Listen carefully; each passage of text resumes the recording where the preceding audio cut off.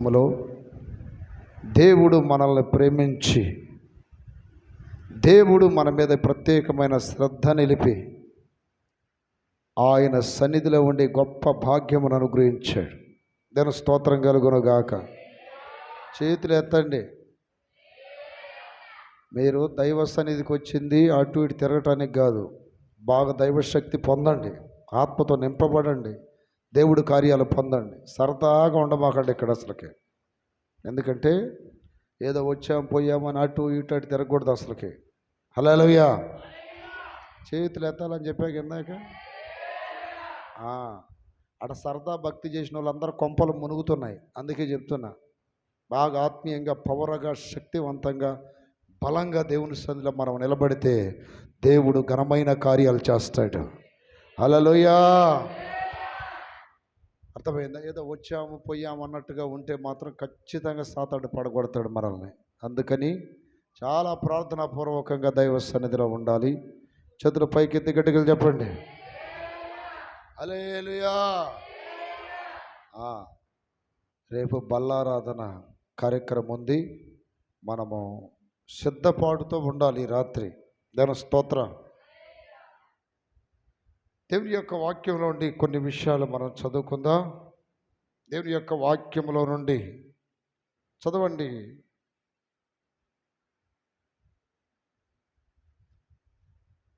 హల్లెలూయా.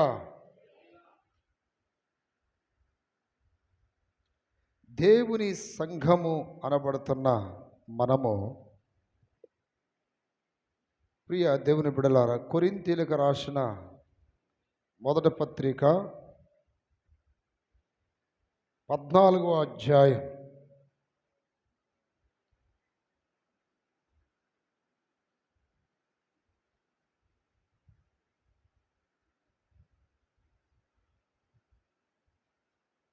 హల్లెలూయా.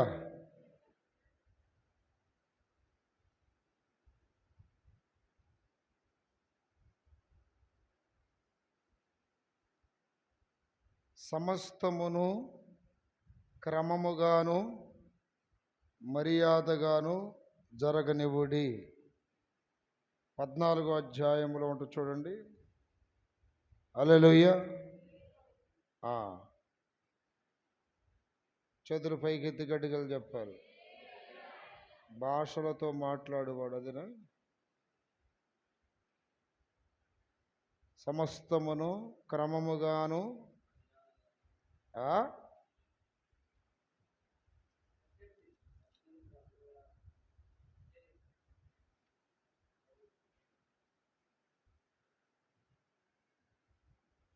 హల్లెలూయా. సమస్తమును క్రమముగాను మర్యాదగాను అనే మాట ఉంటుంది చూడండి అక్కడ. వినపడతలా? 14 రైట్. చదువు.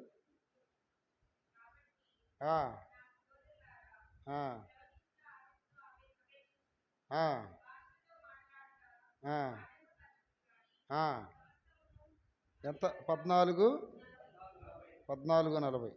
చేతులు పైకెత్తి గట్టిగా చెప్పండి హల్లెలూయా.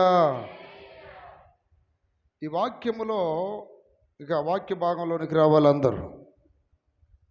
ప్రియ దేవుని సంగమా, విశ్వాసులారా, మనం ప్రభు రాకడ సమీపంగా ఉన్న దినములలో ఈ లోకం అనే సంద్రములో ప్రయాణం చేస్తున్న రోజులివి. ప్రభు రాకడ సమీపంగా ఉంది. సంఘము సిద్ధపడవలసిన బాధ్యత ఉంది. అయితే అపోస్తులుడైన పౌలు కొరింథీయులకు ఒక పత్రిక రాస్తూ ఆ పత్రికలు ఏమంటున్నాడంటే, కాబట్టి సహోదరులారా, ప్రవశించుట ఆసక్తితో ఆపేక్షించుడి, భాషలతో మాట్లాడుట ఆటంకపరచకుడి గాని సమస్తమును మర్యాదగాను క్రమముగాను జరగనివ్వండి. చేతుల పైకెత్తి గట్టిగా చెప్పండి. సంఘము మారుమనసు పొంది బాప్తిస్మం పొందాలి.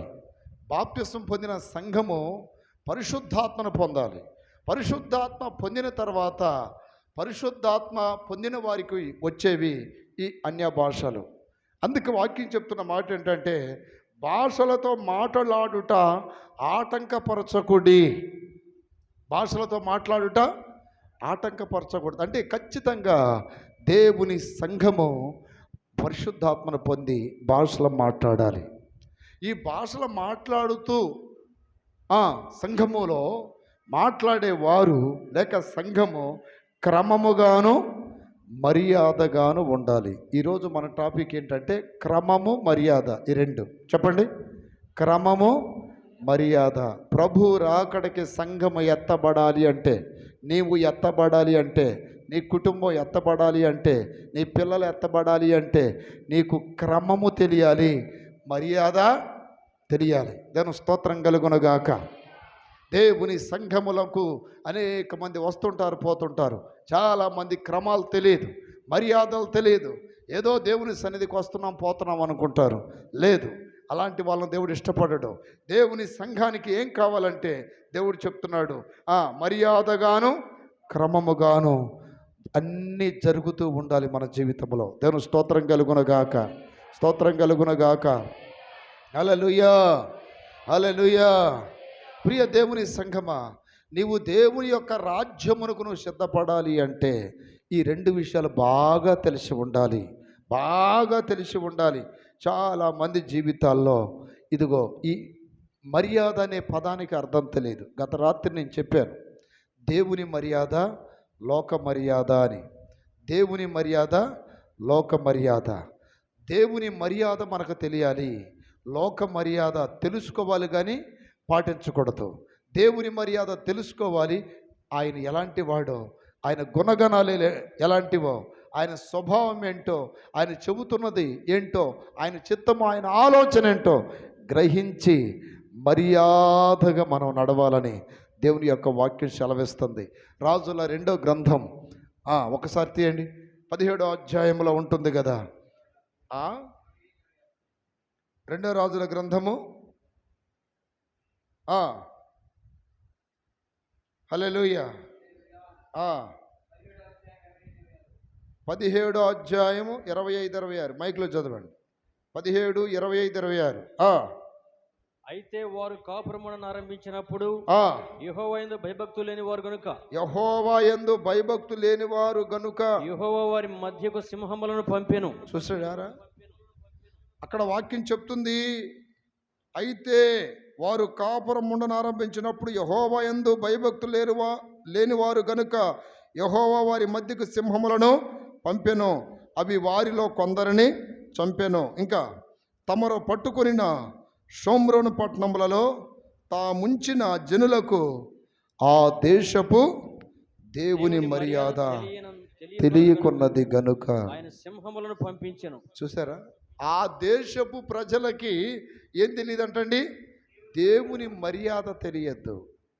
మనకు వాక్యం చెప్తుంది కొరింథీయులకు రాసిన పత్రికలో, సమస్తమును ఎట్లా జరగాలంట, మర్యాదగాను క్రమముగాను, క్రమముగాను మర్యాదగాను.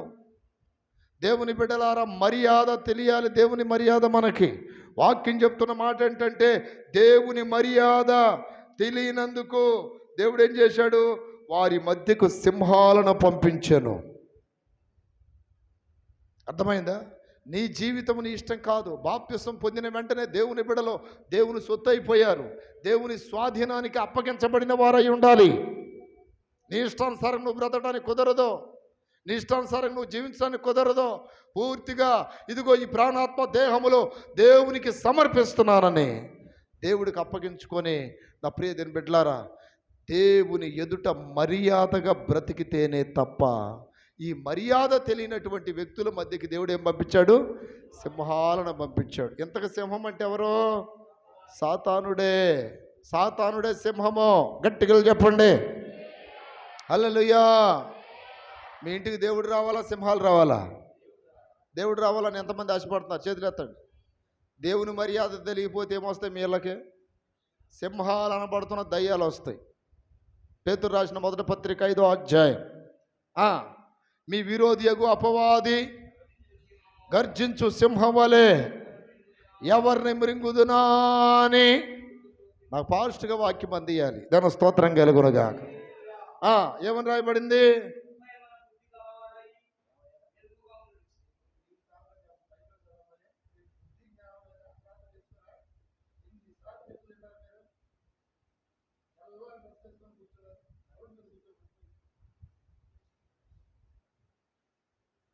చదువు. నిర్భయమైన బుద్ధి గలవారై హల్లెలూయా హల్లెలూయా మెలకుగా ఉండుడి. మీ విరోధి అయిన అపవాది గర్జించు సింహం వలె ఎవరు మృంగుదునా అని వెతుకుచూ తిరుగుచున్నాడు. అక్కడ ఏమని చెప్తుంది? ఏమని చెప్తుంది? గర్జించు సింహం వలె ఎవరిని మృంగాలని చూస్తున్నాడు. ఈ రోజున నువ్వు ఎంత సీరియస్ భక్తి చేయాలో తెలుసా? నువ్వు పరలోక రాజ్యం వెళ్ళాలంటే నీ కుటుంబం అనేక శోధనలకి, అనేక వేదనలకి, అనేక ఇబ్బందులకి, అనేక అగసాట్లకి, అనేక కన్నీళ్ళకి, అనేక దుఃఖానికి కారణం ఎందుకు అవుతుంది తెలుసా? దేవుని మర్యాద నీకు తెలియట్లా. దేవుడు పరిశుద్ధుడు, నువ్వు పరిశుద్ధంగా బ్రతకాలి. దేవుడు దీనుడు, నువ్వు దీనత్వం కలిగి ఉండాలి. దేవుడు గర్వం లేనివాడు, నీకు గర్వం ఉండకూడదు. దేవుడు దీన మనసు కలిగిన వాడు, నీకు దీన మనసు ఉండాలి. నీలో గర్వం ఉంటే సాతాను స్వభావం, అంటే సాతానుడు వచ్చేసాడు నీ హృదయంలోనికి, నీ ఇంట్లోనికి. దేవుని మర్యాద తెలియాలి. హల్లెలూయా. అందుకని అంటున్నాడు, దేవుని మర్యాద తెలియనటువంటి ఆ ప్రజల మధ్యకి దేవుడేం పంపించాడు? చేతుల పైకెత్తి గడుగులు చెప్పండి. దేవుని మర్యాద తెలియాలి. నా దేవుడు ఎవరు, ఆయన ఎవరు, ఆయన ఎవరు, ఆయన ఎవరు అన్నది ప్రతిరోజు నీ జీవితంలో ఆయన జీవన శైలి, లైఫ్ స్టైల్ బాగా ఎరిగి ఆయన్ని అనుసరిస్తూ లోకాన్ని వదిలేసి, లోక అపవిత్రతను వదిలేసి క్రీస్తును పోలిన జీవితంతో నువ్వు ముందు కొనసాగుతున్నప్పుడు నీ జీవితము మర్యాదగా వెళ్తున్నట్టు లేదంటావా? సాతాను సింహాలను పంపిస్తాడంట మన ఇళ్ళకి. ఇంకొకసారి చదువుకుంటా వాక్యాన్ని. ఆ దేశ ప్రజలకి దేవుని మర్యాద తెలియకున్నది కనుక ఆయన సింహములను పంపించెను. ఇశ్రాయేలు దేవుని మర్యాద వారికి తెలియనందున సింహముల వారిని సంపుచున్నవి. చూసారా? సింహాలు వచ్చి ఏం చేస్తున్నాయి? సంపేస్తున్నాయి అంట మర్యాద తెలియని వాళ్ళని. ఈ రోజున బాప్తిస్వం పొందిన నీవు బ్రతుకున్నట్ట, ఆత్మీయతలో చనిపోయినట్ట, బ్రతుకున్నట్ట, చనిపోయినట్ట. బ్రతుకున్న వాళ్ళ ప్రార్థనలు ఎట్లుంటాయి? బ్రతుకున్న వాళ్ళ ప్రార్థనలు ఎంత పవర్గా ఉంటాయి? బ్రతుకున్న వాళ్ళ పాటలు ఎంత పవర్గా ఉంటాయి? బ్రతుకున్న వాళ్ళ చప్పట్లు ఎంత పవర్గా ఉంటాయి? బ్రతుకున్న వాళ్ళ యొక్క ఆత్మీయత ఎంత ఉజ్జీవంగా ఉంటుంది? సచిన వాళ్ళు రోగిష్ఠులు ఎట్లుంటారు? ఎట్లుంటారు? బాగున్నాంలేండి, ఎక్కడో ఉండదు కోమాలు, చచ్చిపోయారు. ఆత్మీయతలో రోగులైపోయారు, దిగజారిపోయారు. కారణం ఏంటంటే సింహాలు వచ్చి వారిని ఏం చేస్తున్నాయి? చంపేస్తున్నాయి. ఎందుకని? దేవుని మర్యాద తెలీదు ఆ ఇంట్లో ఎవరికి. దేవుడు పరిశుద్ధుడైతే ఇలా పితృలు అయిపోతున్నారు. దేవుడు దీనుడైతే వీళ్ళందరూ గర్విష్ఠులుగా ఉన్నారు. దేవుడు ప్రేమ గలవాడైతే ద్వేషాలు, కక్షలు, ఎన్నో రకాలైనటువంటి వ్యసనాలతో బ్రతుకుతున్నారు. దేవుడు ఎవరండి? ఆయన తండ్రిని గణపరిచేవాడు. వీళ్ళెవరిని గణపరుస్తున్నారు? లోకములో ఉన్నటువంటి రాజకీయ నాయకుల్ని, సినిమా యాక్టర్లని, అందరినీ గణపరుస్తున్నారు. దేవుని మర్యాద తెలుసా నీకు? జను స్తోత్రం. ఒక సంఘానికి నేను ఆదివారం ఆరాధనకి వెళ్ళా. ఆ సంఘంలో ఉన్న సంఘ పెద్ద ఆదివారం ఆరాధనకు రాలా. ఎక్కడ పోయాడనంటే ఆ రోజు ఎవరో ఒక ఎమ్మెల్యే వస్తున్నాడు. ఆ ఎమ్మెల్యే కోసం జెండాలు పట్టుకోవడానికి పోయాడంట. చూడండి, జెండాలు మోయటానికి, జెండాలు ఓపడానికి పోయాడంట. వాడు పోవటమే 10 మంది తీసుకొని పోయాడు. వీళ్ళకి దేవుని మర్యాద తెలుసా? తెలుసా? అంటే ఇక్కడ ఎమ్మెల్యే ప్రాముఖ్యం అనుకున్నాడు కానీ దేవుని మాత్రం ప్రాముఖ్యమని అనుకోలేదు. ఆ తర్వాత నా ప్రియ దిన బిడ్డలారా, ఆ ఇంటి మీద పెద్ద శోధన వచ్చినప్పుడు నేను చెప్పాను, నీకు దేవుని మర్యాద తెలియట్లేదు కనుక దేవుడే నీ కుటుంబంలో అనేక సింహాలను పంపిస్తున్నాడు. దేవుడే అనేక శోధనలకు గురి చేస్తున్నాడు. దేవుడే నిన్ను విడిచిపెట్టేశాడు. కారణం ఏంటి? నీకు దేవుని మర్యాద తెలియటం లేదు. చదురు పైకి గట్టిగా చెప్పండి, చెప్పండి గట్టిగా. హల్లెలూయా. దేవుని మర్యాద తెలిసిన వాళ్ళు ప్రార్థన, ఉదయం ప్రార్థన, సాయంత్రం ప్రార్థన, సమయం దొరికినప్పుడు ప్రార్థన, వ్యర్థమైన సహవాసాలు చేయకుండా, వ్యర్థమైన లోక ఆశలతో బ్రతకకుండా, శరీరాశలతో బ్రతకకుండా, లోక సంబంధమైన మాలిన్యం అంటించుకోకుండా ఎప్పుడు భక్తి భక్తి భక్తి దేవుడు ఈ ధ్యాసతో ఉంటారు. ఈ దైవ మర్యాద తెలియనటువంటి కొంతమంది ఉంటారు చూడండి. వీరి జీవితాలు ఎప్పుడు దేవుణ్ణి ఆశ్రయిస్తాయంటే, ఎప్పుడు ప్రార్థన చేస్తారంటే సమస్యలు రావాలి, శోధన రావాలి, ఇబ్బందులు రావాలి, ఇక ఏ దారి లేకపోతే అప్పుడు దేవుడు, అప్పుడు ప్రార్థన, అప్పుడు మందిరం, అప్పుడు పాస్టర్ గారు. దేవుని మర్యాద తెలియట్లేదు. దాని స్తోత్రం కలుగునుగాక. నా ప్రియ దేవుని బిడ్డలారా, దేవుని మర్యాద తెలియనటువంటి వారి మధ్యకి దేవుడు సింహాలను పంపించాడు. సింహాలు ఏం చేస్తాయి? ముద్దు పెట్టుకుంటాయా? చెప్పండి. సింహాలు ఏం చేస్తాయి? ముద్దు పెట్టుకుంటాయా? దానియేలు కాలంలో 120 మంది అధిపతులను సింహాల బోన్లో వేస్తే వారు పడకముందే పగల గురికేసినాయి అంట సింహాలు. ఈ రోజున నా ప్రియదేని బిడ్డలారా, నీ ఆత్మీయత ఎలా ఉంది ఒక్కసారి ఆలోచించు. నువ్వు దేవుని ఎదుట మర్యాదగా బ్రతుకుతున్నావా లేదా?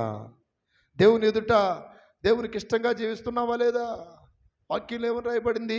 నీవు నీ సొత్తు కాదు, నువ్వు పూర్తిగా దేవునికి అప్పగించుకోవాలి. కొరింథీయులకు రాసిన 2వ పత్రిక 8వ అధ్యాయంలో రాయబడింది చూడండి. మొదటిగా వారు దేవునికిని, హల్లెలూయా, 8:5, 2 కొరింథీ 8:5, ఇదియుగాక మొదట ప్రభునకును, దేవుని చిత్తం వల్ల మాకును, చూడండి, ఇదియుగాక మొదట ప్రభునకును దేవుని చిత్తం వలన తమ్మును తామే మాకు అప్పగించుకున్నారు. మొట్టమొదటి ఎవరికి అప్పగించుకోవాలి? మనం దేవుడికి అప్పగించుకోవాలి. హల్లెలూయా. ఒకసారి గుండె మీద చేయబెట్టుకొని చెప్పండి, ప్రభా ఇదిగో ఈ జీవితం నీది. పాటలు పాడతారు చూడండి. ఇదిగో దేవా నా జీవితం, ఆపాదమస్తకం నీకంకితం. మరి కొంతమంది ఎవరు పాడతారు? ఇదిగో ఇదిగో సినిమా యాక్టర్ నా జీవితం. హల్లెలూయా. ఇదిగో రాజకీయ నాయకుడా నా జీవితం, ఇదిగో బ్రాందీ షాపు నా జీవితం, ఇదిగో సినిమా హాలు నా ఇదిగో టీవీ నా ఎవరికి అప్పగించుకుంటున్నారు?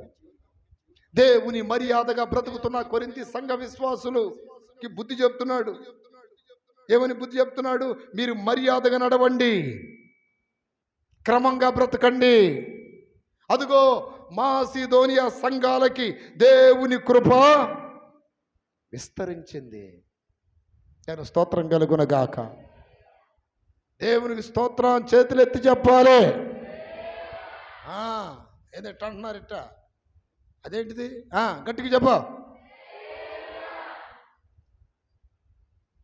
మాసిదోనియా సంఘాలకి దేవుని కృప అనుగ్రహించబడింది. ఆ కృపను గూర్చి ఈ కొరింథీ సంఘానికి బుద్ధి చెబుతున్నాడు. ఆ కొరింథీ సంఘానికి బుద్ధి చెబుతూ ఏమంటాడంటే 8:1, సహోదరులారా మాసిదోనియా సంఘములకు అనుగ్రహింపబడి ఉన్న దేవుని కృపను గూర్చి మీకు తెలియజేయుచున్నాము. ఏలయనగా వారు బహుశ్రమల వలన పరీక్షింపబడగా. చూడండి, మాసిదోనియా సంఘాలకి కృప ఎందుకు అనుగ్రహించబడిందంటే ఆ సంఘాలు శ్రమల వలన పరీక్షించబడ్డాయి. ఆ శ్రమలు వచ్చినప్పుడు నెత్తి మీద కొట్టేసుకొని మూలన కూర్చొని ఎడుతా కూర్చున్నారా? శ్రమల్లోనే దేవుని స్తుతించారు, శ్రమల్లోనే దేవుని గణపరిచారు, శ్రమల్లో దేవుని సన్నిధికి వచ్చారు, శ్రమల్లో ఉపవాసాలు ఉన్నారు, శ్రమల్లో దేవుని పరిచర్య చేశారు. శ్రమలు వస్తే నిన్న వారం బాగలేదండి మనసు, అందుకే రాలా నిన్న ఆదివారం. ప్రార్థన చేద్దాం, ఏడా చేయబుద్ధిగా అట్లా. ఎందుకని? మీరు ఆశ బతుకు. శ్రమలు మనల్ని చూసి పారిపోవాలి. చప్పట్ల కొట్టు గట్టిగా. బాధలు మనల్ని చూసి పారిపోవాలి. నిరాశ నిస్పృహలు మనల్ని చూసి పారిపోవాలి. దేవుని స్తోత్రం కలుగునుగాక. ఒక చిన్న విషయం చెప్తానండి. ఒక గుంటలో చాలా కప్పలు పడ్డాయంట, చాలా కప్పలు పడ్డాయి. ఆ కప్పలతో పాటు ఒక కప్ప కూడా పడిందంట. ఈ మిగతా కప్పలన్నీ పైకి చూస్తూ ఉన్నాయి. అమ్మో ఇక మనం ఎంత ప్రయత్నం చేసినా పైకి రాలేమని. కానీ ఒక కప్ప మాత్రం ప్రయత్నం చేస్తూనే ఉంది. ఈ ప్రయత్నం చేస్తూ ఉండగా కొన్ని కప్పలు ఆ గుంట చుట్టూ పైన కూర్చొని చూసి, ఈ గుంటలో పడ్డోళ్ళు ఎవరు ఇంతవరకు పైకి రాలేదు, మీరు కూడా రాలేరు, ఇక ఏ ప్రయత్నాలు మీరు చేయొద్దు, ఇక అంతే, ఆ గుంటలో పడితే గుంటలో చచ్చిపోవడమే. ఈ రకంగా మాట్లాడుతుంటే ఆ మిగతా లోనున్నటువంటి ఈ కప్పలన్నీ కూడా నిరాశ చెంది, ఇక మా బ్రతికింతేనా, ఇక మేము పడిపోయాం, ఇక్కడే ఉంటామా, ఇక లెగవమా అని దిగులుతో చూస్తూ ఉంటే ఒక కప్ప మాత్రం అలా ఎగురుతుంది, పైకి రాలేక మళ్ళీ కింద పడిపోతుంది, అలా ఎగురుతుంది, పైకి రాలేక కింద పడిపోతుంది. ఆ పైనున్న వారు నిరుత్సాహపరుస్తున్న మాటలు కిందన్న కప్పలన్నిటికీ వినపడుతుంది, కానీ ఈ కప్ప మాత్రం పట్టించుకోవట్లా. ఈ కప్ప పట్టించుకోవట్లా. ఎట్లయినా సరే పైకి రావాలి, పైకి ఎగరాలని ప్రయత్నం చేస్తుంది. ముందు అంతెత్తు ఎగిరింది, తర్వాత ఎంతెత్తు ఎగిరింది, తర్వాత చివరికి ఆ గుంట ఎత్తు ఎగిరి పైకి రాగలిగింది. దాని స్తోత్ర. పడిపోయిన స్థలంలో లేదు. కారణం ఏంటి చెప్పమంటారా? కారణం ఏంటి తెలుసా? ఆ మిగతా కప్పలన్నీ, ఆ గుంటలో ఉన్న కప్పలు పైన ఉన్న కప్పలు చెప్పే మాటలు వింటున్నాయి. ఈ కప్ప మాత్రం ఏ కప్ప మాట పట్టించుకొనే లేదు. దేవుని బిడ్డలారా, శ్రమలలో ఎవరి మాట మనం పట్టించుకోకూడదు. మన గురిని, మన దర్శనాన్ని, మన గమ్యాన్ని మాత్రమే మనం చూడాలి. చప్పట్లు కొట్టగట్టిగా. అనేక మంది నిరుత్సాహపరుస్తారు, అనేక మంది బాధపరుస్తారు, అనేక మంది అవమానపరుస్తారు, అనేక మంది నిన్ను రకరకాలుగా దిగజారిపోవుటకు నిన్ను కురంగదీస్తూ ఉంటారు. పట్టించుకోకూడదు. ఈ సంఘ విశ్వాసులు శ్రమల వలన పరీక్షించబడ్డారు. శ్రమల వలన పరీక్షించబడినప్పుడు వాళ్ళు ఏం చేశారండి? అత్యధికముగా సంతోషించారు. మామూలుగా ఉన్నప్పుడేమో మామూలు సంతోషంగా ఉన్నారు, శ్రమలు ఎక్కువైనప్పుడు అత్యధికంగా సంతోషించారు. నిజంగా ఆ సంఘ విశ్వాసులు ఇప్పుడు దగ్గరలో లేరు, కానీ వాళ్ళకి నిజంగా హ్యాట్స్ ఆఫ్ అండి. దాని స్తోత్రం. హల్లెలూయా. ఏది ఇద్దరు ఎత్తున్నారు చేతులు? హల్లెలూయా. చాలామంది బలహీనం అయిపోయినాయి కప్పలో. దేని స్తోత్రం. ఎగిరి దేని స్తోత్రాలు చెప్పాలి. ఆ మిగతా కప్పలో అన్నిటికీ ఆ పైన నిరుత్సాహపరిచే ఆ కప్పల స్వరాలు వినే చెవులు ఉన్నాయి. ఎంతకీ ఎగిరే కప్పకి ఏం లేదంటే చెవిటి కప్ప అంటే. ఇది ఏ కప్ప అండి? చెవిటి కప్ప. ఇది పట్టించుకోవట్లా, దానికి వినపడట్లా. దాని స్తోత్రం. ఇందాక నా దగ్గరికి ఒక ఆమె వచ్చింది, చెవిటామా. అయ్యా ఇక్కడ స్థలాలు ఉన్నాయా అన్నది. ఎంత రేటు అన్నది. ఎంత రేటు ఉంటుందమ్మా అన్న. ఏంది అన్నది. అది గొంతు కూడా రాసింది నాకు ఆమెతో మాట్లాడాను. నేను స్తోత్రం. చేతులు పైకి ఎత్తి గడ్డిగలు చెప్పాడు. పెద్ద ఆవిడ ఫోన్ బ్రహ్మాండంగా మాట్లాడుతుంది. మళ్ళీ ఫోన్ వినపడిద్ది అయ్యో నాకు అంటుంది. ఎంతలా చెవిటోళ్ళకైనా అది మాత్రం బాగా వినపడిద్ది. ఏదే ఫోన్ మాత్రం ఎంత చెవిటోళ్ళకైనా వినపడిద్ది. అది మన సంఘంలో కూడా ఒక ఆమె ఉంది.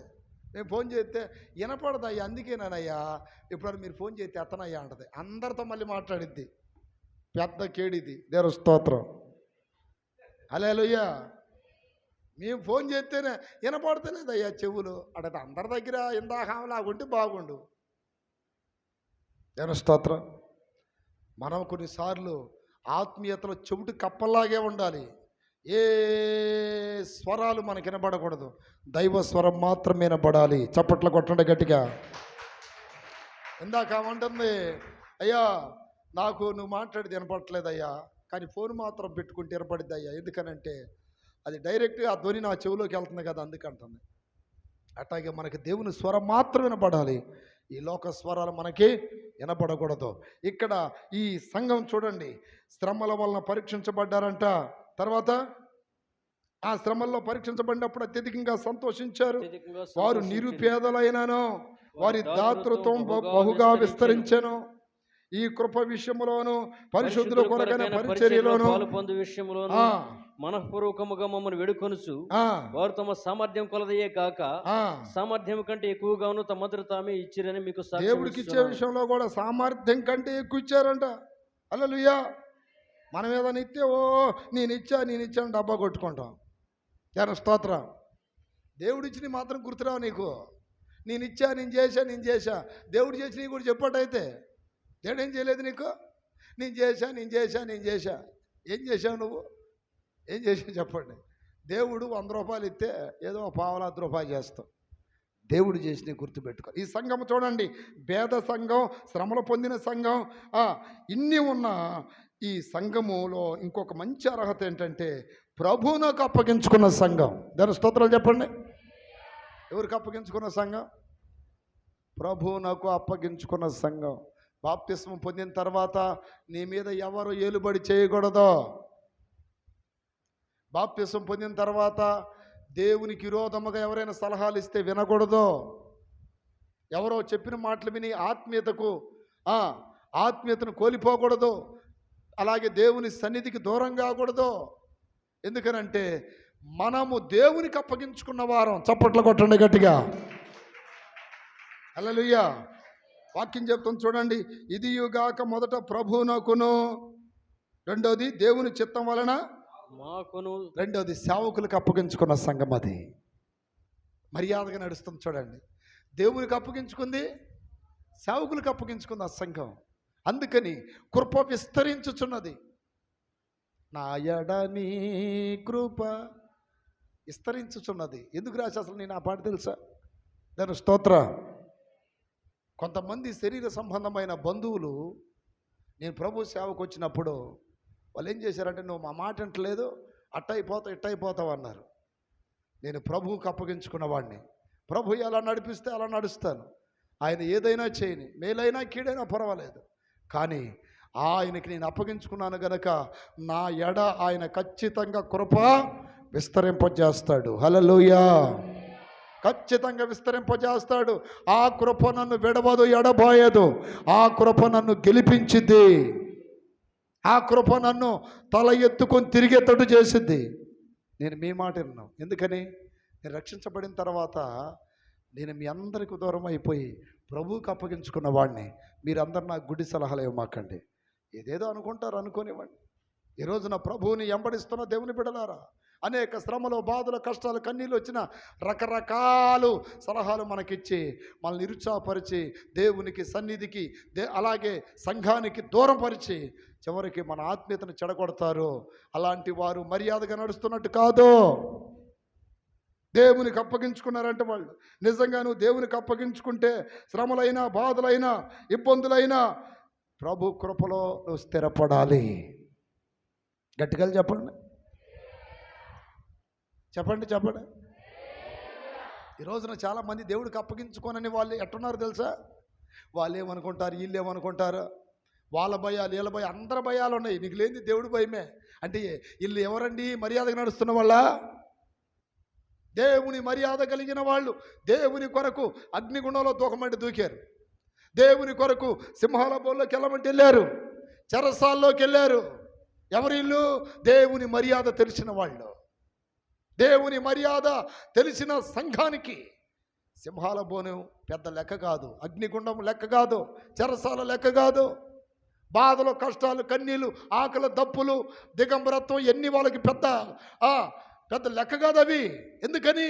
శ్రమలలో పుటము వేయబడిన సంఘం, శ్రమలలో కాల్చబడుతున్న సంఘం, శ్రమలలో వెళుతున్న సంఘం. ఈ సంఘము కొరకే దేవుడు ఎదురు చూస్తున్నాడు. చప్పట్లు కొట్టండి. హల్లెలూయా. చాలామంది గట్టి గింజలు లేరు, పొట్టు గింజలే. ఈ రోజున చాలామందిని గమనిస్తే గట్టి గింజలు కాదు, పొట్టు గింజలు. అర్థమైందా? కళ్ళాన్ని కొట్టినప్పుడు ఎట్ట తూర్పు ఆరబడతారు. తూర్పు ఆరబట్టినప్పుడు గట్టి ఏమో అక్కడే పడతాయి. ఎక్కడ? ఆ ఊపుతున్న కాడ. ఈ చెత్త అంతా ఏమైంది? గాలికి ఎగిరిపోతూ ఉంటుంది. ఈ రోజున చాలామంది ఎగిరిపోతూ ఉంటారు. శ్రమలో అనే గాలులు, శోధన అనే గాలులు వస్తున్నప్పుడు అటు ఇటు గాలి వస్తే ఇటు గాలి వస్తే అటు గాలి వస్తే ఇటు గాలి వస్తే అటు. అంటే స్థిరమ లేకుండా తిరుగుతూ ఉన్నారు. నువ్వు గట్టి గింజలాగుండాలి. మరి కొంతమంది చచ్చురాల్లాగున్నారు. మూలక తలరాయి క్రీస్తు యేసే మూలకు తలరాయి, ముఖ్యమైన రాయి. అపోస్తులు ప్రవక్తలు వేసిన పునాది మీద మనం కట్టబడ్డాం. మనం ఎవరమి? సజీవరాళ్ళము. పేతురు రాసిన మొదటి పత్రిక 2వ అధ్యాయంలో చూడండి. సజీవరాళ్ళు వలె ఉండి, సజీవరాళ్ళు కొంతమంది అయితే సచ్చురాళ్ళు కొన్ని ఉన్నాయి సంఘాల్లో. సచ్చురాలు అంటే ఎవరు? ఇల్లు.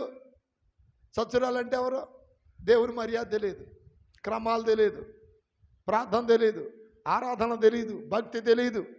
హల్లెలూయా. చేతులెత్తి చెప్పరా? భక్తి తెలియదు, మర్యాద తెలియదు, ప్రార్థన తెలియదు, ఏమి. ఎవరుంది అక్కడ? 2, 4, 5 వచనాలు. 2వ అధ్యాయం 4, 5 వాక్యాలు చదువు. మనుషుల చేత విసర్జింపబడినను దేవుని దృష్టికి ఏర్పరచబడినది అమూల్యమునగు సజీవమైన రాయగు ప్రభువుని యొద్దకు వచ్చిన వారై యేసుక్రీస్తు ద్వారా దేవునికి అనుకూలములకు ఆత్మ సంబంధమైన బలులు అర్పించుటకు, ఆత్మ సంబంధమైన బలులు అర్పించుటకు పరిశుద్ధ యాజకులుగా ఉండినట్లు మీరును సజీవమైన రాళ్ల వలె నుండి. ఆగండి. ఏ రాళ్ళంట? సజీవ్, ద లివింగ్ స్టోన్. సజీవరాళ్ళు, సచ్చురాళ్ళు కాదు, డెడ్ స్టోన్ కాదు, లివింగ్ స్టోన్. దేవుని స్తోత్ర. సజీవరాయి. ఒకసారి గుడి మీద చేపెట్టుకొని చెప్పండి, నన్ను సజీవరాయిగా మార్చయ్యా. ఏ రాయి? సచ్చురాయి లాగా ఉండకూడదు. సచ్చురాలు ఎవరండి? సచ్చురాలు ఎవరు? కొంతమంది తాపి మేస్త్రి ఇల్లు కట్టేటప్పుడు ఇట్లా కొడతా ఉన్నప్పుడు ఆ సుత్తి దెబ్బ పడగానే పుసుక్కుమంటది. అది పడగానే పుసుక్కుమనగానే దాన్ని ఏం చేస్తారు? రాయి పక్కన పడేస్తారు. ఎందుకని? ఇది సచ్చురాయి. గట్టి రాయి కావాలి. ఇల్లు కట్టాలంటే, గోడ కట్టాలంటే గట్టిగా ఉండాలి. ఈరోజు నువ్వు ఎట్ట ఉండాలి? గట్టి విశ్వాసులాగా ఉండాలి. కొంతమంది గురించి మనం వింటాం చూడండి, గట్టి విశ్వాసులు అండి వాళ్ళు, చాలా గట్టి విశ్వాసులు. శ్రమలకి, శోధనలకి అయ్యో అయ్యో, అసలు వాళ్ళకి ఎన్ని శ్రమలు వచ్చినాయి, ఎన్ని శోధనలు వచ్చినాయి, ఎన్ని బాధలు వచ్చినాయి, ఎన్ని ఇబ్బందులు వచ్చాయి. ప్రభువుని విడిచిపెట్టలేదు, దైవ సన్నిధిని మర్చిపోలేదు. నా ప్రియదిని బిడ్డలారా, ప్రార్థన మర్చిపోలేదు. శ్రమలలో పుటము వేయబడిన ప్రభు పాదాలు విడిచిపెట్టలేదు. ఎందుకంటే వారు దేవునికి అప్పగించుకున్నారు, సేవకులకి అప్పగించుకున్నారు. ఎవరి ఇల్లంటే కృప పొందిన విశ్వాసులు. ఈ రోజున నేను దేవుడికి అప్పగించుకుంటాను, సేవకులకు అప్పగించుకుంటాను అన్న వాళ్ళు చేయతండి. దేవుని స్తోత్ర. దేవుడికి అప్పగించుకో. ముందు దేవుడికి అప్పగించుకో. సావైనా బ్రతుకైనా నువ్వేనయ్యా, నీ మీద ఆనుకుంటున్నాను ప్రభా. నా జీవితం నీ కృప పైన ఆధారపడి ఉన్నది. ఏమైనా ఏమైనా పడు,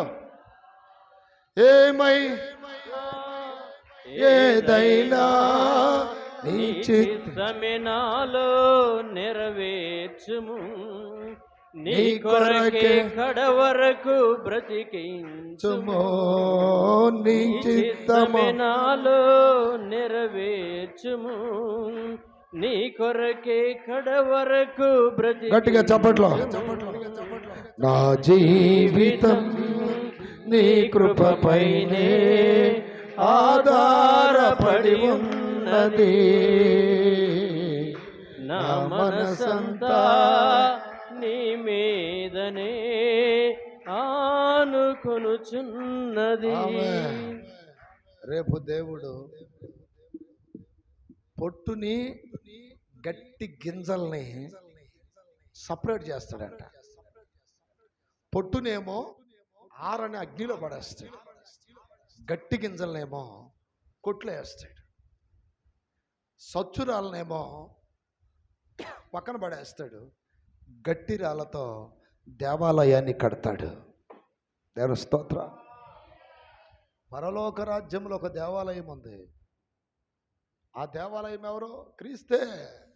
ఎట్టయ్యాడు క్రీస్తు? ఎట్టయ్యాడు? ఇది మర్మం. క్రీస్తు ఎవరండి? శిరస్. The God is, the Christ is head. Body ఎవరండి? చర్చ్, ఎక్లేషియా, సంఘం. సంఘం అర్థమైందా? శిరస్సు క్రీస్తు అయితే సంఘం ఎవరు? బాడీ, శరీరం. క్రీస్తు ఎక్కడ ఉంటే ఈ శరీరం కూడా అక్కడే, అంటే ఈ సంఘం కూడా అక్కడే ఉంటుంది. ఇప్పుడు తల ఎక్కడికి వెళ్తే బాడీ కూడా అక్కడికే వెళ్తుంది. అర్థమైందా? తల అలాగే శరీరం అనేది వేరు అవ్వలేదు. ఎప్పుడైందండి? చచ్చిపోతే. కొంతమంది అక్కడక్కడ తలకాయలు తీసేస్తున్నారు, ఉగ్రవాదులు సపరేట్ చేస్తారు. ఈ రోజున క్రీస్తుకి నువ్వు ఒక ఆలయముగా మార్చబడాలి. దాని స్తోత్రం. అందుకే వాక్యం చెప్తుంది 1 కొరింథీ 6:19. 6:19 ఏమనుందంటే, మీరు విలువ పెట్టి కొనబడిన వారు గనుక దేవుని మహిమపరచుడి. మీ దేహముతో దేవునిని మహిమపరచుడి. గట్టిగా చెప్పండి. గట్టిగా చెప్పరా? చెప్పాలండి. అబ్బా హల్లెలూయా. వాక్యం చెప్తుంది అక్కడ, మీరు విలువ పెట్టి కొనబడిన వారు. ఏంటిదా విలువ? యేసయ్య రక్తంతో కొనుక్కున్నాడు మనల్ని. ఏ రక్తంతో చెప్పండి? నా మాట వినవేంటే, నేను చెప్పింది చేయవేంటే ఏమంటావు అప్పుడు? నేను ఇప్పుడు దేవునికి అప్పగించుకున్న వ్యక్తిని. చప్పట్ల కొట్టి గట్టిగా. యేసుకి అప్పగించుకున్న వాడిని. నేను నీకు సంబంధించిన వ్యక్తిని కాదు. యేసయ్య నన్ను కొనుక్కున్నాడు. యేసయ్యకి సంబంధించిన వ్యక్తి నేను. ఆయన నా కొరకు ప్రాణం పెట్టాడు. ఆయన నా కొరకు రక్తం చిందించాడు. ఆయన పాపులందరూ పడబోయే ఆ అగ్నిగుండములో నుండి నన్ను కాపాడుతున్నాడు. నిత్యానిత్యం ఆ రాజ్యంలో ఉంచుకోబోతున్నాడు. నేను ఎవరి బిడ్డనే? క్రీస్తు బిడ్డనే. ఇప్పుడు నేను నీ సొత్తు కాదు, నేను ఆయన సొత్తు. అంటే ఆయనకి ఆస్తి, ఆయన ప్రాపర్టీ. నేను ఆయన సొత్తైన ప్రజలు. వాక్యం చెప్తుంది పేతురు రాసిన పత్రిక 2:9-10, ఏర్పరచబడిన వంశమును, రాజులైన యాజక సమూహమును, పరిశుద్ధ జనమును, దేవుని సొత్తైన ప్రజలను, దేవునికి సొత్తైన ప్రజలము. మీ అందరికీ ఒక చిన్న విషయం చెప్పమంటారా? ముందు మీరు మనుషులకు భయపడటం మానుకోండి. దేవుని స్తోత్రం. మనుషులకు భయపడ్డారా? దేవుడికి భయపడలేరు. మనుషులు సంతోష పెట్టాలనుకుంటే దేవుని సంతోష పెట్టలేరు. అప్పుడే దీన్ని పెట్టారా? మనం దేవుని సంతోష పెట్టేవాళ్ళం. దేవుని సంతోషపెట్టే విధముగా ఉన్నప్పుడు లోకానికి మనం విరోధంగా కనపడతాం, లోకానికి వ్యతిరేకంగా కనపడతాం. కొంతమంది మనల్ని అసహించుకుంటారు, ద్వేషిస్తారు.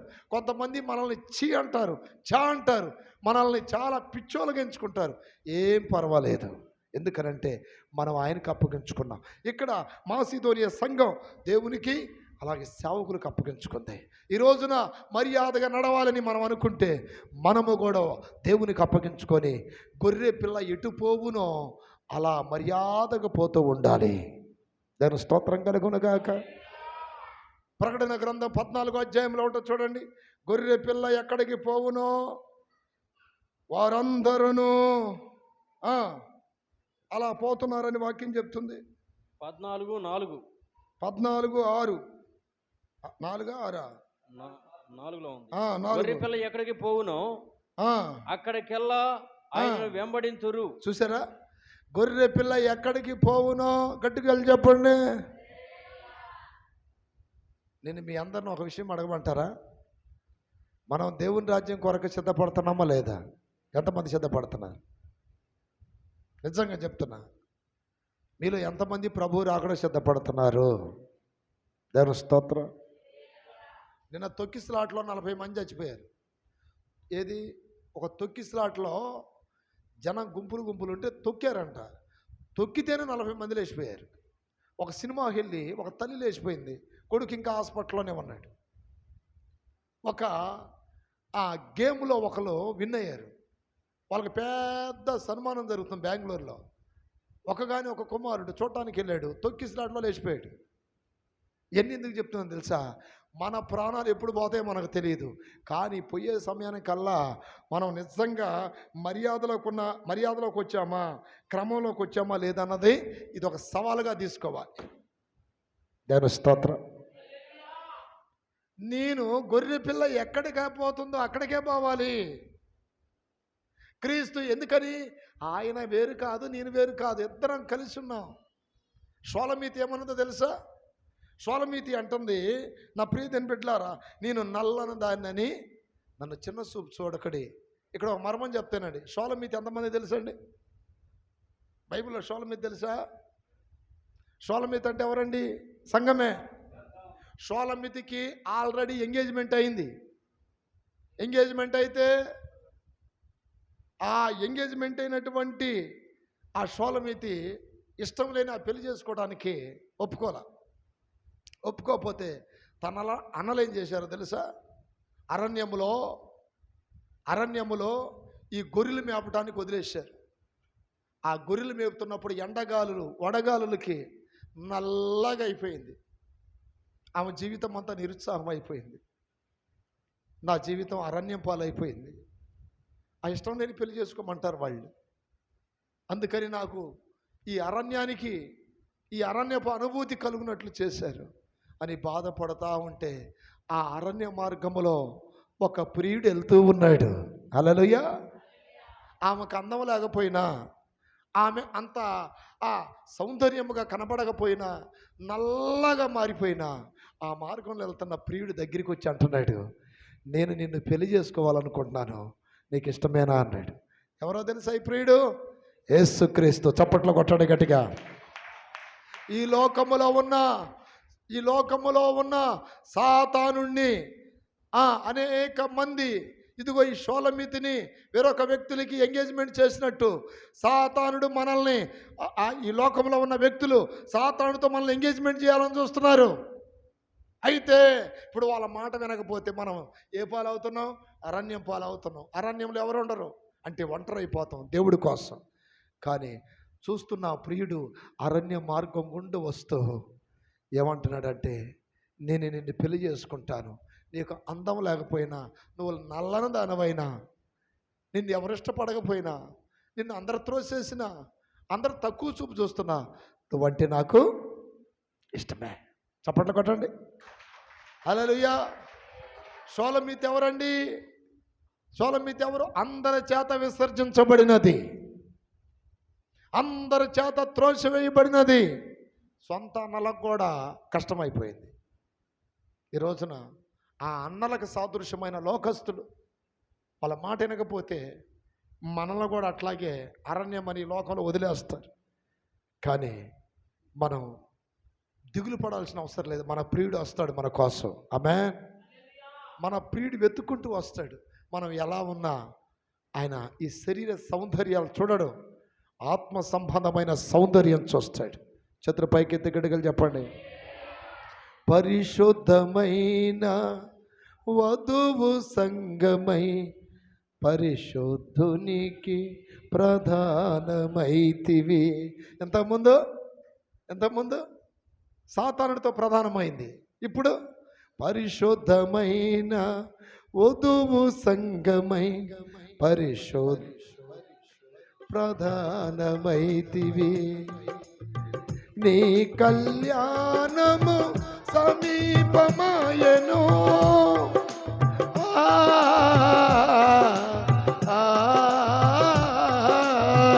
నీ కళ్యాణము. హల్లెలూయా. మనం ఇక్కడ ఎంతో అందంగా ఉండాలని ప్రయత్నం చేస్తాం. నేను రోడ్డు ఎక్కితే అనేక మంది ఇష్టపడాలి, నా అందాన్ని అనేక మంది చూడాలి, నా సౌందర్యాన్ని చూడాలి, నేను అనేక మందికి ఇష్టంగా బ్రతకాలని చాలామంది అనుకుంటారు. దేవుడు శరీర సౌందర్యాన్ని కోరడు. హృదయంలో ఆత్మ సంబంధమైన సౌందర్యాన్ని కోరుకుంటున్నాడు. ఆత్మ సంబంధమైన సౌందర్యం అంటే ఏంటి? వినయం, దీనత్వం, మంచి మనసు, తగ్గింపు, గర్వం లేకుండా బ్రతకటం, ప్రేమ కలిగి బ్రతకటం, అర్థమైందా? పవిత్రంగా బ్రతకటం, దేవునికి నచ్చినట్టు బ్రతకటం, ఇది ఆత్మ సంబంధమైన సౌందర్యం. అందమైన స్త్రీకి గుణము లేనప్పుడు పంది ముక్కున పెట్టిన బంగారు కమ్మితో సమానం అంట. పంది ముక్కున బంగారు కమ్మి పెట్టినా దాని మూతి ఎక్కడ పెట్టింది? మురికిలోనే కదా. చాలామంది ఈ ప్రకృతి లోక సౌందర్యాల కొరకు రకరకాలుగా అప్పుడే దీని బిడ్డలారా, ఈ మధ్య నేను ఒక సినిమా యాక్టర్ని చూశాను. మేము లోకంలో ఉన్నప్పుడు చాలా సినిమాలు పిచ్చి నాకు బాగా. ఎంత సినిమా పిచ్చి అంటే, బెంగళూరు సిటీలో మెజెస్టిక్ అనే ఒక ప్రాంతం ఉంది. మెజెస్టిక్ అంటే మంచి సిటీ అది. ఆ మెజెస్టిక్లో తెలుగు సినిమాలు అక్కడే ఆడేది, ఇంకెక్కడ ఆడవు. నా చిన్న వయసులో 11-12 సంవత్సరాల వయసులో ఆ తెలుగు సినిమా ఆడితే ఒక్కడిని వెళ్ళిపోయేవాడిని, ఎంత దూరమైనా. అట్లాంటి ఆ సినిమాలు చూసే పిచ్చి నాకు. అప్పుడు చూసాను నేను ఆమెని. అప్పుడు ఎంతో అందంగా ఉండేది. నిన్న ఒకసారి యూట్యూబ్లో ఓపెన్ చేస్తుంటే ఒక ఇంటర్వ్యూ ఇస్తుంది ఆవిడ. అప్పుడేమో అంత అంతగతి లాగుంది. ఇప్పుడు చూస్తే మొహం అంతా అసలు రూపాన్ని గుర్తుపట్టలేకపోయా. అంటే అందము శాశ్వతం, సౌందర్యము శాశ్వతం కాదు. ఆ రోజు చూస్తే అసలు ఆమె అంటే ఒక పెద్ద ఫ్యాన్గా ఫీల్ అయ్యే వాళ్ళు చాలామంది. నిన్న ఇంటర్వ్యూ ఇస్తుంటే అసలు ఆమె రూపమే గుర్తించలేని విధంగా మారిపోయింది. ఈ లోక సంబంధమైన సౌందర్యాలన్నీ వాడిపోతాయి. ఆత్మ సంబంధమైన ఆ సౌందర్యం వాడిపోదు, రాలిపోదు. హల్లెలూయా. ఎందుకనంటే ఈ సౌందర్యం, ఈ బాహ్య సౌందర్యం లోకానికి, అంతరంగ సౌందర్యం ప్రభుకి. చప్పట్లు కొట్టండి గట్టిగా. హల్లెలూయా. అందుకనే పేతురు రాసిన మొదటి పత్రిక 3వ అధ్యాయంలో అంటాడు కదా, స్త్రీలారా జడలు అల్లుకొనుటయు. ఏంటండి? జడలు అల్లుకొనుటయు. అసలు ఉందే 4 ఎంటికలు, మళ్ళీ వాటికి మళ్ళీ క్షవరాలు. నేను స్తోత్రం. వాటికి ఏంటంట? మళ్ళీ క్షవరాలు. హల్లెలూయా. వాక్యం చెప్తుంది 3:1, జడలు అల్లుకొనుటయు అటువలే స్త్రీలారా మీరు మీ స్వపురుషులకు లోబడి ఉండండి. సొంత భర్తలకి లోబడి ఉండాలి భార్యలో. అల్లలో చెప్పండి గట్టిగా.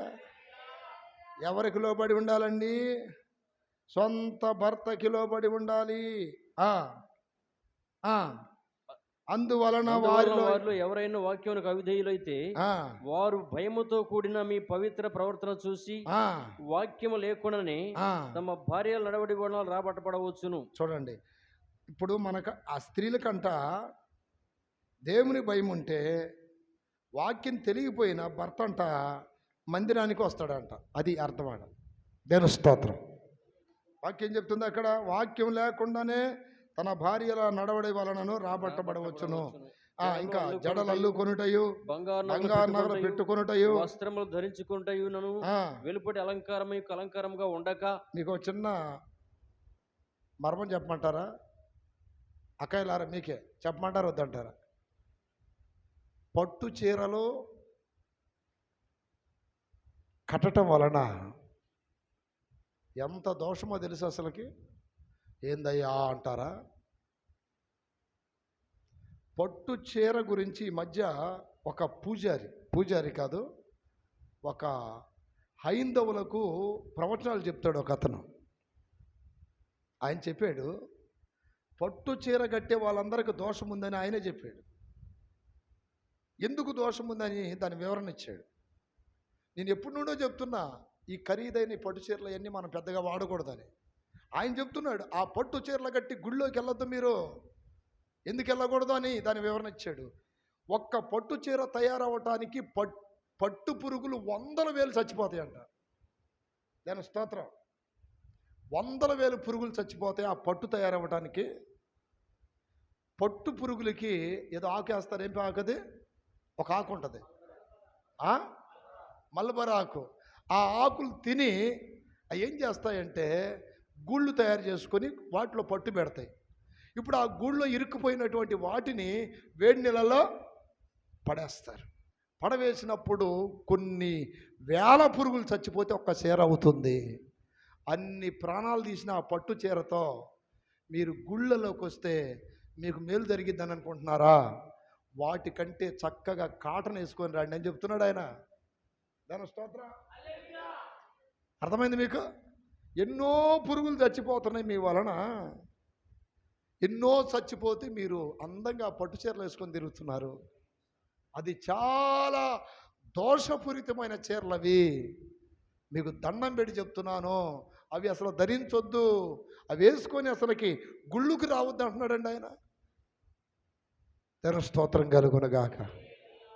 కొన్ని వందల వేలు చచ్చిపోతాయి అని దానికి ఆ తయారు చేసే విధానంలో ఎలా చచ్చిపోతాయో కూడా కొంచెం చిన్న క్లిప్ ఒకటి పెట్టారు. నిజమే, ఆ పట్టు గూళ్ళన్నీ తీసుకొచ్చి ఆ నీళ్ళలో వేస్తే ఆ నీళ్ళల్లో ఆ గూడులలో ఇరుక్కుపోయినటువంటి పురుగులన్నీ ఏమవుతున్నాయి, చచ్చిపోతున్నాయి. అంటే ఒక జీవి చచ్చిపోయి అది పట్టు పెడితే దాని వలన, దాని ప్రాణత్యాగం వల్ల నువ్వేం ధరించుకుంటున్నా, పట్టు చీర. ఇన్ని చెప్పినా మాకు ఎక్కదంటారా? వేసుకోండి. దాని స్తోత్రం కలుగునగాక. చేతులు పైకెత్తి గట్టిగలు చెప్పండి. ఆయన అంటాడు మీకు ప్రాణదోషం కలుగుతుంది అవి వేసుకోవటం వలన అంటున్నాడు. దాని స్తోత్రం కలుగునగాక. ఆయన పేరేం పేరు తెలుసా? చాగంటి కోటేశ్వరరావు. ఏం పేరండి? చాగంటి కోటేశ్వరరావు గారు. తెలుసా మీకు? యూట్యూబ్లలో కూడా ప్రవచనాలు చెప్తుంటారు ఆయన నా పురితిని పెట్టారు. వాక్యం కూడా అదే చెప్తుంది. ఏమన్నా తెలుసా? ఏమంటున్నాడు అక్కడ? జడలు అల్లుకొనుటయు, బంగారు నగలు పెట్టుకొనుటయు, వస్త్రములు ధరించుకొనుటయు, వెలుపడ అలంకారములు మీకు. అంటే ఎన్ని చేసే ఆగండి ఎన్ని చేసేవాళ్ళు మర్యాదగా నడుస్తున్నట్ట? ఇవన్నీ చేస్తున్న వాళ్ళు దేవుని మర్యాద ఎరిగినట్ట? చూడండి అడుగుతున్నారు నాకెళ్ళి. వాక్యం చెప్తుందండి. జడలల్లు కొనుటయు, బంగారు నగలు పెట్టుకొనుటయు, తర్వాత అక్కడ అంటున్నాడు వస్త్రములు ధరించుకొనుటయు, వెలుపడ అలంకారం మీకు అలంకారంగా ఉండక. ఇప్పుడు ఏంటంట? సాధువైనట్టు, మృదువైనట్టు, గుణమున అక్షయ అలంకారము గల, సాధువుగా మృదువుగా ఉంటే అక్షయ అలంకారం గల మీ హృదయములు అంతరంగ స్వభావముగా ఉండవలెను.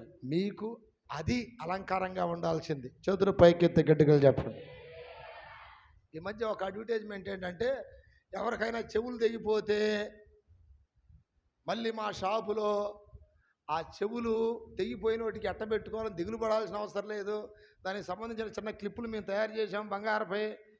ఆ బంగారం తయారు చేసాం. ఆ తెగిపోయిన చెవులకి అవి తగిలిచ్చి మళ్ళీ మీరు ఎప్పుడులా జోళ్ళు పెట్టుకోవచ్చు అని. దాని స్తోత్రం. కానీ అవి చెప్తున్నారు, కానీ ఈ చెప్తున్నారా?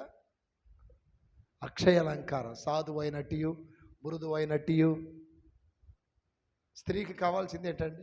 భర్తకు లోబడటం, వినయంగా ఉండటం, భర్తను ఆదరించటం, అత్తమామలను ఆదరించటం, అర్థమైంది, బంధువులను ఆదరించటం, కన్న తల్లిదండ్రులను ఆదరించటం, సమాజంలో మంచి పేరు తెచ్చుకోవటం. ఇది కదా అలంకారం. ఈ పక్కన పడేసి వీటివే వెనకాల పడతా ఉన్నారు. మీరు నన్ను క్షమించాలి. దాని స్తోత్రం కలుగునగాక. అది చెప్పండి గట్టిగా. దేవుని మర్యాద తెలిసిన స్త్రీలు ఇలాంటి వాటికి ఆసక్తి చూపకూడదు. దేవుని మర్యాద తెలియకపోతే ఇదిగో ఈ చెప్పబడినటువంటి వీటన్నిటికీ ఆసక్తి చూపుతారు. నా ప్రియదేని బిడ్డలారా, దేవుడు కోరుకున్నట్టు మనం బ్రతకాలి, కానీ మనకు నచ్చినట్టు మనం బ్రతకడానికి మనము మన ఇష్టానుసారంగా బ్రతికే జీవితం కాదు ఇది. దేని స్తోత్రం. మర్యాదగా బ్రతకలేదు ఒక అతను. ఎక్కడ పడిపోయాడు? పాతాళంలోకి వెళ్ళిపోయాడు. ఎవరండి అతను? ధనవంతుడు. లూకా సువార్త 16వ అధ్యాయం 23వ వాక్యం. లాజరు, ధనవంతుడనే ఇద్దరు మనుషులు ఉన్నారు.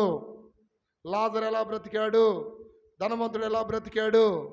లాజరు చనిపోయినప్పుడు పరదేశికి వెళ్ళాడు. ధనవంతుడు పాతాళానికి వెళ్ళాడంట. గట్టిగా చెప్పండి. ఎక్కడికి వెళ్ళాడు? పాతాళానికి వెళ్ళాడు, నరకానికి వెళ్ళాడు, అగ్నిగుండంలో కాలిపోతున్నాడు. హల్లెలూయా.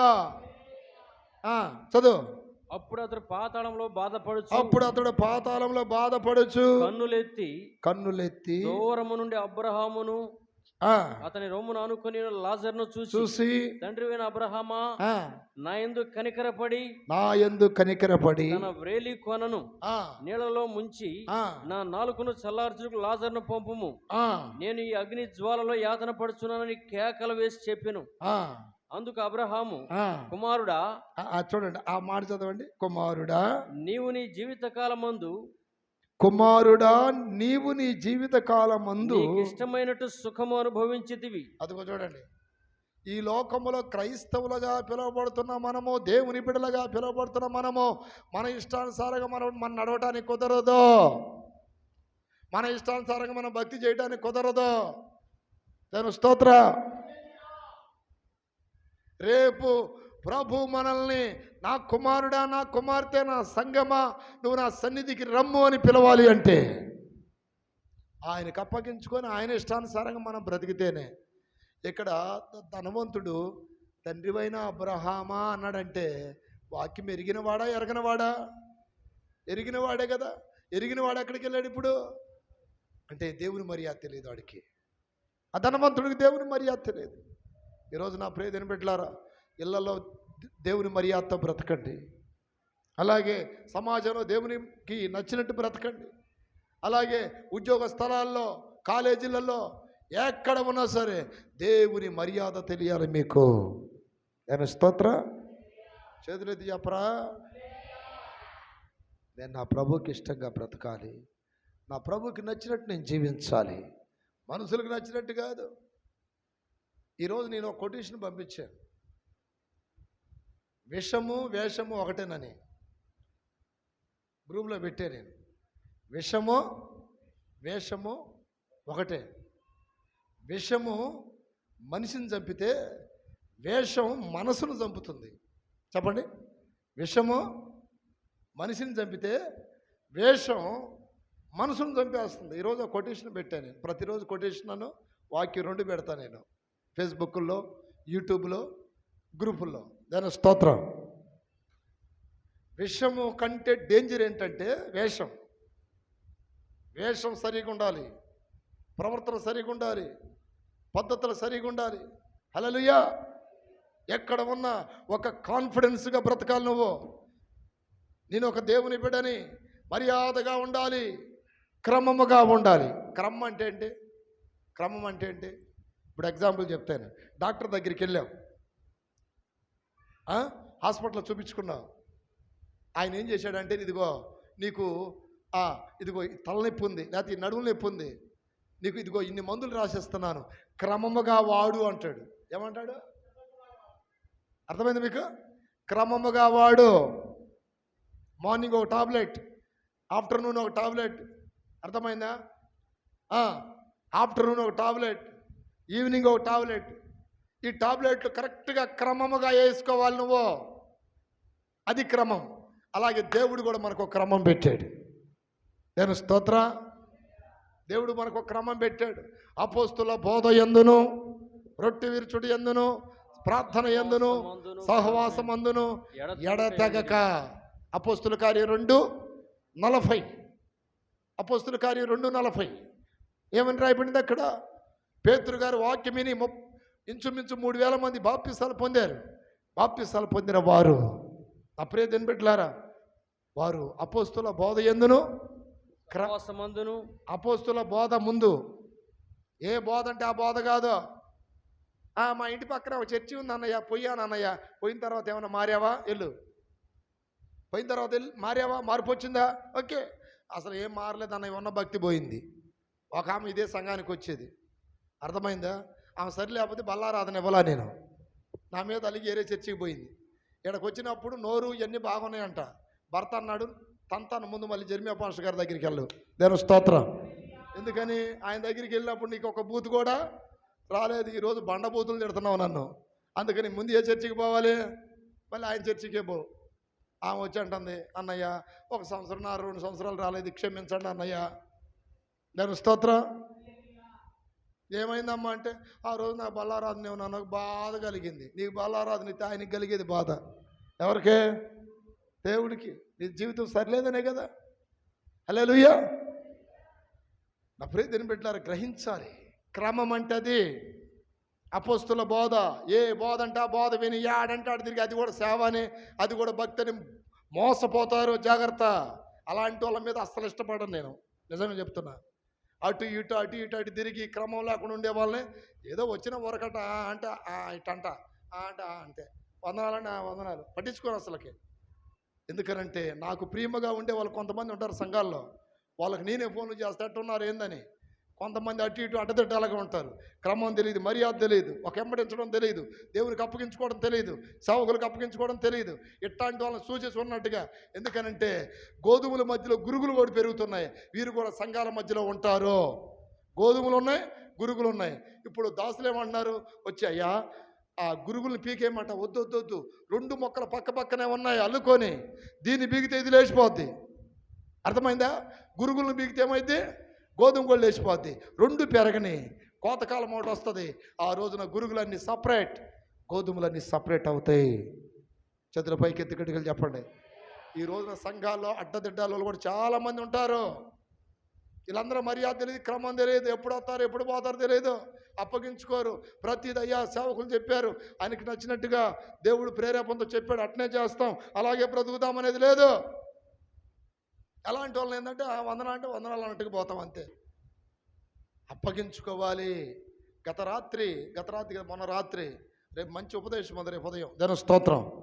అంతఃపురము గది, అంతఃపురం గది, అంతఃపురంలో నుండి ప్రియుడు రావాలి, గదిలో నుండి గదిలో నుండి ఎవరు రావాలి, ప్రియురాలు రావాలి.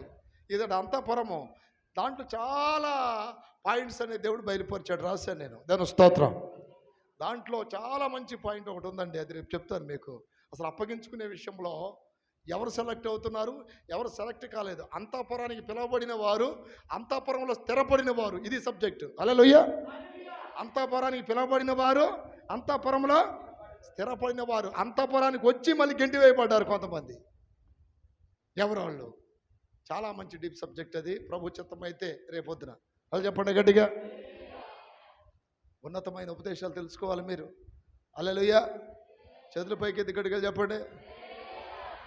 ఈ గోధుమలు గురుగుల గురించి వాక్యం చెప్తుంది. నేను మీ అందరికీ చెప్తున్నా, నా ప్రియమైన బిడ్డలారా. ఒక అబ్బాయి నాకు ఫోన్ చేశాడు, అన్న బైక్ కొనుక్కునేనా అన్నాడు. నేను రిప్లై ఇవ్వాలా. మళ్ళీ ఫోన్ చేశాడు, రిప్లై ఇవ్వాలా. అమ్మా అన్నకి ఇష్టం లేదేమో బైక్ కొనుక్కోవటం, ఆపేసి. దేని స్తోత్రం, ఆపేసి. వద్దన్నాడట. నా కోసం ఎన్ని రోజులు ఆగాడు తెలుసా? 1 ఇయర్. 1 ఇయర్ తర్వాత మళ్ళీ ఒక్కసారి అన్నకి ఫోన్ చేయమ్మా చెప్పాను. అప్పుడెప్పుడో అడిగారు మీరు, నేను మర్చిపోయాను. సరే కొనుక్కోండి. మొన్న కొన్నాడు. ఎన్నాను సంవత్సరం ఆగావా? డబ్బులు పెట్టుకుని అట్నే పక్కన సంవత్సరం నుండి అట్లనే ఆగానన్నా నేను. ఎందుకని? నీ దగ్గర నుండి మాట కావాలని. దేని స్తోత్రం. అంటే దాని అర్థం ఏంటండి? అప్పగించుకోవడం అంటే అదే. అప్పగించుకోవడం అంటే అదే. అప్పగించుకున్న గొర్రెలు అలా ఉంటాయి. హల్లెలూయా. యోహాను సువార్త 10:27 చదవండి ఒకసారి. యోహాను సువార్త 10:27. నా గొర్రెలు నా స్వరం వినును. నా గొర్రెలు క్రమంగా నడిచే విశ్వాసులు. నా గొర్రెలు నా స్వరం వినును. అంటే నువ్వు దేవుని గొర్రె అయితే నీ స్వరం, దేవుడి స్వరం వినాలి నువ్వు. నా గొర్రెలు నా స్వరం వినును, నేను వాటిని ఎరుగుదును. అంతేగా. నా గొర్రెలు నా స్వరం వినును, అవి నన్ను వెంబడించును. అది లేదా? ఏమనుంది అక్కడ? అవి నన్ను వెంబడించును. అవి నన్నే వెంబడిస్తా. అంటే కాపరినే వెంబడించాలి, సేవకుల్ని వెంబడించాలి. దాని స్తోత్రం. సేవకులు చెప్పినట్టు వినాలి. అట్టగాకుండా ఇష్టానుసారంగా పోయే గొర్రెలను ఏం చేస్తారు? మాట విన్న గొర్రెలు, అడ్డ గొర్రెలు, గుడ్డి గొర్రెలు, నడ్డి గొర్రెలు, గొడ్డు గొర్రెలు. 5 గొర్రెల గురించి ఒకసారి ప్రసంగం చెప్పా, గుర్తుందో లేదో? దాని స్తోత్రం. హల్లెలూయా. నిజంగా నువ్వు గొర్రెవైతే దేవుని స్వరము వినాలి. నా గొర్రెలు నా స్వరం వినును, అవి నన్ను వెంబడించును, వాటిని నేను ఎరుగుదును, వాటికి నేను నిత్య జీవం ఇస్తున్నాను అంటాడు అక్కడ. దేని స్తోత్ర. ఇదిగో గురుగుల గురించి రాశాడు. మత్తయి సువార్త చూడండి. ఈ రోజున దేవుని సంఘాల్లో అనేక మంది క్రమం లేని, మర్యాద లేని వారు గురుగులాగున్నారు. వాక్యం చెప్తుంది. మత్తయి సువార్త 13వ అధ్యాయం 25వ వాక్యం. మనుషులు నిద్రించుచుండగా అతని శత్రువులు వచ్చి గోధుమల మధ్యను గురుగులు విత్తిపోయాను. మొలకలు పెరిగి పట్టినప్పుడు గురుగులు కూడా అగపడిను. చూడండి, మొలకలు పెరిగి గింజ పట్టినప్పుడు గురుగులు కూడా అగపడెను. అప్పుడు ఇంటి యజమాని ఆగండి. ఆ పొలములో గోధుమలు వేసాను నేను, గురుగులు ఎట్టొచ్చినాయి? శత్రువు వచ్చి విత్తాడంట. దాని స్తోత్రం. చేతులు పైకెత్తి గడిగలు చెప్పండి. మొలకలు వేసాను, గురుగులు వచ్చినాయి, గురుగులు ఎత్తిపోయాను. ఇప్పుడు మొలకలు పెరిగినప్పుడు అంట గురుగులు కనపడుతున్నాయి అంట. గురుగులు అంటే గురుగుల చెట్లు తెలుసా మీకు? గురుగుల చెట్లు పూలు లాగా వస్తాయి చూడండి, గురుగుల చెట్లు. గోధుమల మధ్యలో అవి పెరిగినాయి.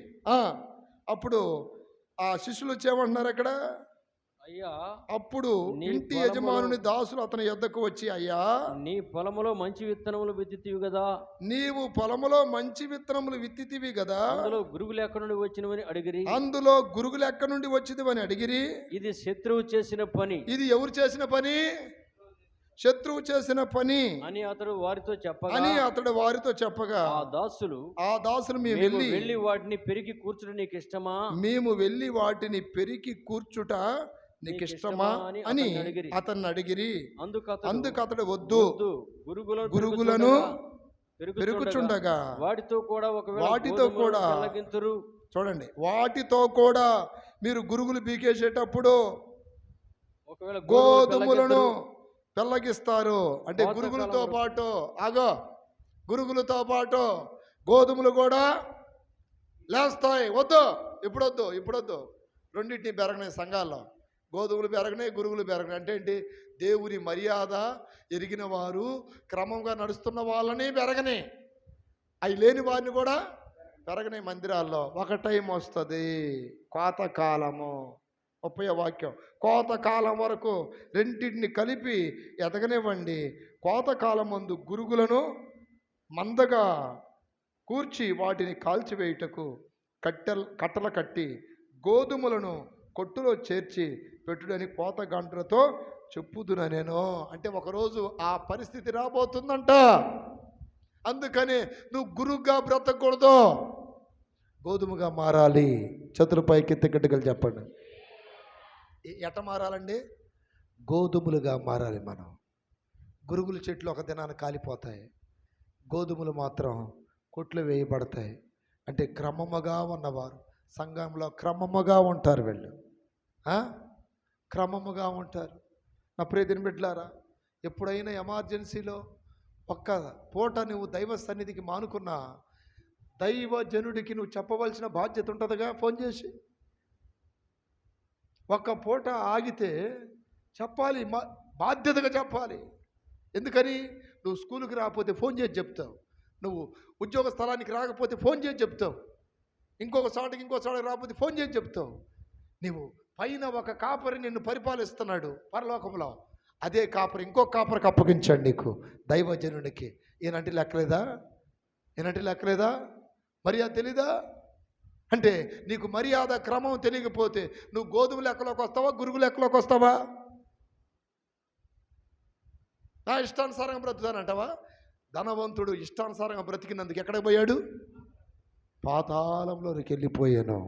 ఈ రోజున చాలామంది అదే విధముగా బ్రతుకుతున్నారు. ఎప్పుడు వస్తారో ఎప్పుడు పోతారో తెలియదు, ఎప్పుడు ఎట జీవిస్తారో తెలియదు. క్రమం లేదు, మర్యాద లేదు, రొట్టె విరుచుట క్రమంగా తీసుకునేది లేదు, ప్రార్థన క్రమంగా.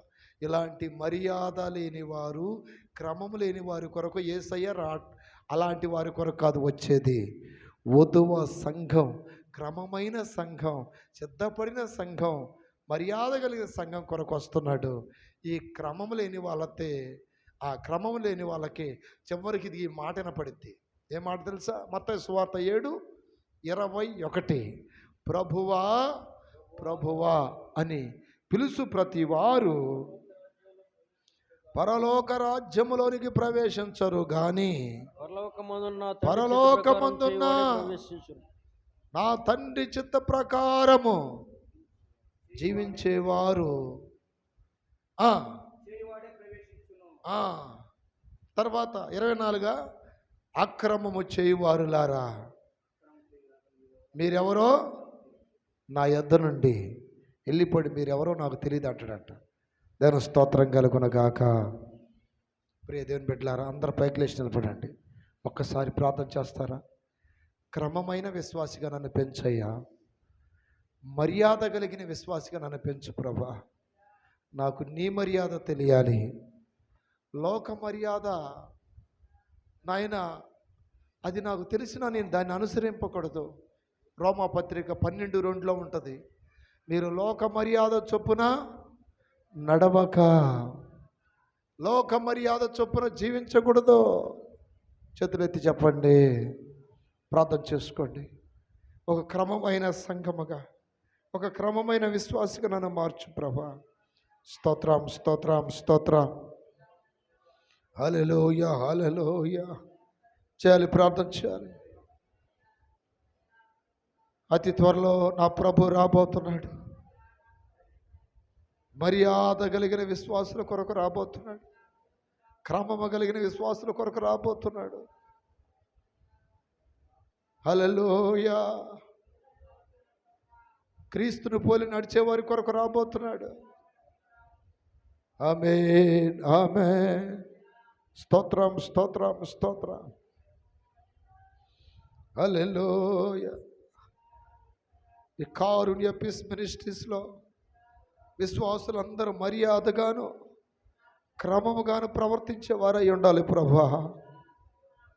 ఎవరు అక్రమకారులు, అమర్యాదగా నడిచేవారిగా ఉండకూడదు ప్రభా. అందరూ నాయన మర్యాదగా నడిచేవారై ఉండాలి. లోక మర్యాదను అనుసరింపకూడదు. దేవుని మర్యాద తెలియని వారి మధ్యకి దేవుడు సింహములను పంపెను, అవి వారిని చంపెను. రక్షించబడిన అనేక మంది ఈ సింహాలు అనబడుతున్న సాతాను శక్తుల చేత నశించిపోతూ ఉన్నారు. దానికి గల కారణం ఏంటంటే క్రమము లేదు, మర్యాద లేదు. ఈరోజు ప్రియ దేవుని బిడ్డలారా, ఉన్నతమైన ఉపదేశం నేర్చుకున్నావు. నీకు ఒక క్రమం కావాలి, ఒక మర్యాద కావాలి. ప్రభు అతి త్వరలో రాబోతున్నాడు.